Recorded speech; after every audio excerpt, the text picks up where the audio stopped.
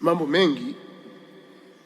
Sasa nazungumza kidogo kidogo ili mnielewe jamaa, kwa sababu nikisenda haraka haraka sitaeleweka. Wakati ule ule mambo yamepamba moto, yako vizuri kabisa.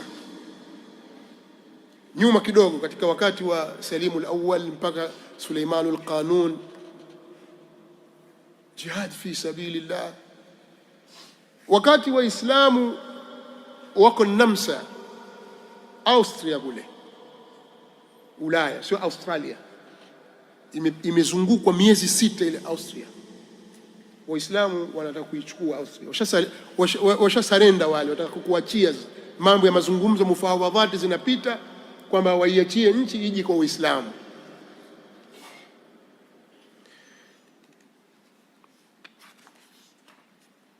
Wajua kilitokea nini? Kulitokea mtu mmoja akiitwa Shah Ismail As-Safawi kutoka katika mji mmoja akiitwa Ardabil kule Irani, kaskazini magharibi mwa mji wa Irani, wa nchi Irani. Kuna mtu akiitwa Shah Ismail Safawi. Sio huyu shaha wa Khomeini, huyu aliangusha 78 79, Shah Reza Pahlavi, sio huyu shaha. Huyo Shah Ismail As-Safawi alijitokeza huyu bwana na jeshi lake kutoka sehemu za Ardabil. Huyu ni mshia 12 madhhaban, madhehebu yake na itikadi yake ni Shia 12. Ile Irani yote Tabriz, Mashhad, Tehran mpaka Ahwaz na sehemu nyingine, sehemu zote hizo, Asfahan, ilikuwa ni miji ya Ahlus Sunnati wal Jamaa. Wanawazuoni wengi, wanawazuoni wa Ahlus Sunnati wal Jamaa wametoka katika nchi za Iran. Kina al-Qadhi Abu Shujaa na sahibu al-Muhadhab Abu Ishaq al-Shirazi na wengi aima wa hadithi, kina al-Imam at-Tirmidhi na kina Imam Ibn Majah, kina Abu Daud, kina nani, wote wametokea area hizo. Kwa ufupi, hata ile tariqatul Marawiza, katika madhhabi ya Shafi kuna tariqatu al-Iraqiyin na tariqatu al-Khurasaniyin. Al-Marawiza, asilimia kubwa ya wanawazuoni wa Kimarawiza kutoka kule, kina al-Qaffal al-Kabir al-Shashi na wengineo, kina Abd bin Humaid. Kitaja ni mambo mengi, wanawazuoni wengi, huwezi kuwataja sasa hivi kwa sababu ni mujalladati zimetaja wanawazuoni. Alhasil, nchi ile ilikuwa ni nchi ya Ahli Sunnati wal Jamaa. Sasa alipotokea huyu bwana anaitwa Shah Ismail Safawi, siku moja, kwa sababu yeye ni mshia 12 na ana jeshi kubwa, akaingia katika baadhi ya miji. Siku moja, siku ya Ijumaa, tarehe mosi Muharram, ile siku ambayo wao sasa hufanya kwamba ndio siku ya maandamano na nini, Hussein kadha, vitu kama hivyo. Ilikuwa mwaka 907 Hijiria, yani katika asri ya kina Imamu Suyuti, kina Imamu Sakhawi, asri hizo yani. Lakini ilikuwa Imamu Sakhawi kashafariki, kwa sababu Suyuti kafariki mwaka 911, Sakhawi kafariki miaka 7 nyuma yake, au miaka 9 takriban nyuma. Sasa mwaka 907 ambayo ilikuwa ni tarehe 17 Julai mwaka 1501, wakati Vasco da Gama kashakuja katika mwambao wa Afrika Mashariki, Wareno, Maportuguese kashakuja, ndio umeingia sasa Safawi, Shah Ismail Safawi akaenda mpaka katika msikiti wa Masunni katika mji wa Tabriz na jeshi lake, wakavamia msikitini pale, msikiti mkuu ule. Akapanda kwenye mimbar na jeshi limezunguka watu wote pale, wanawalazimisha, anatajwa sahaba mmoja baada ya mwingine, wao wanyanyue sauti wa walani. Abu Bakar mseme laanatullahi alayhi, Omar hivyo hivyo, Aisha mtoe laana pale. Watu wote wakagoma msikitini, mmegoma. Akateremka, majeshi sogeeni hapa, unamlani sahaba mmoja mmoja. Sasa kila anayekataa anachinjwa.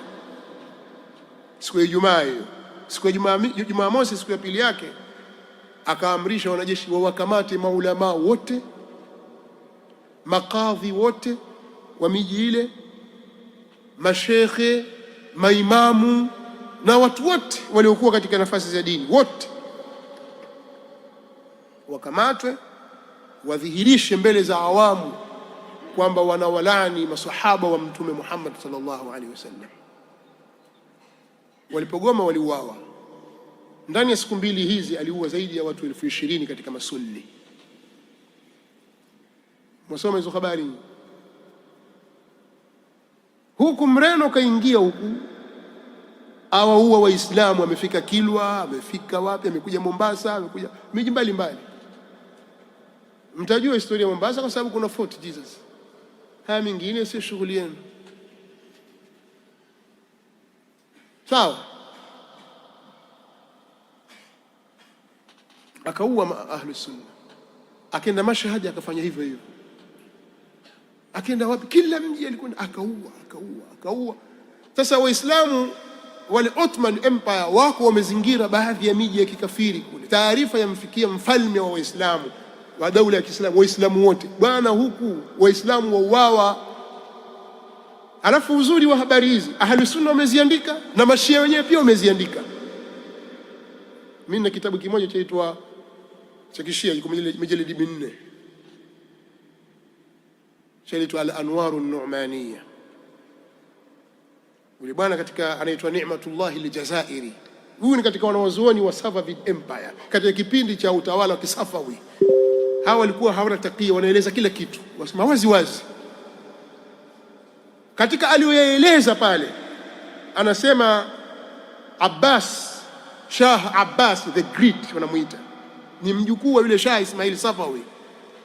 Alipofika Baghdadi, katika mambo aliyofanya, akalifuku kitabu bwana cha Kishia, tena ni kitabu cha kutegemewa bwana, kama sio mjaladi wa kwanza wa pili. Asema bwana, walipofika kwenye kaburi la Abu Hanifa, kwanza wakalifukua lile kaburi lake, wakaitoa ile mifupa iliyokuwa pale, wakazika mbwa. Sijui asema kweli au asema, lakini kaandika, sijui asema kweli au ni urongo, lakini kaburi la Abu Hanifa. Wale Waturuki wa Ottomania, daula Uthmania, wafuata madhhabu ya Abi Hanifa, mahanafi wale, leo kamfukua imamu, utoe kwenye kaburi yake mifupa yake, uzike mbwa. Hata Yahudi hawezifanya hivyo.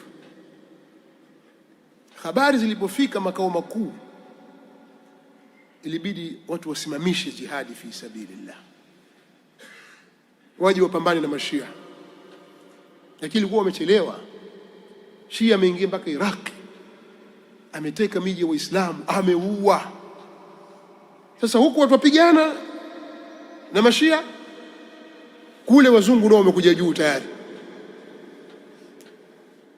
Mambo yakenda hivyo, hakuna utulivu tena.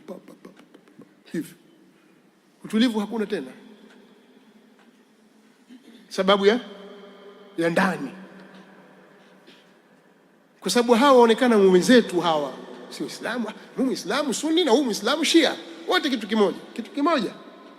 Kitu kimoja vipi? Abu Bakar laanatullahi alayhi, wewe wasema Abu Bakar radhiyallahu anhu, alafu hiyo kitu kimoja, haiwezekana kweli? Aisha laanatullahi alayha, Aisha radhiyallahu anha, haya maneno mawili nyinyi mwaonaje? Kitu kimoja? Hii ni tofauti ya mitazamo. Wajua sasa hawa Mayahudi, sisi ndio tuliowapa nafasi Mayahudi, kwa kuwapa nafasi watu wasiotakia kheri Uislamu katika miji yetu, katika sehemu zetu. Kwa hiyo yakafanyika yaliyofanyika, nguvu ikapungua, dola ya Uthmani ikawa inatetereka, inashuka kila siku.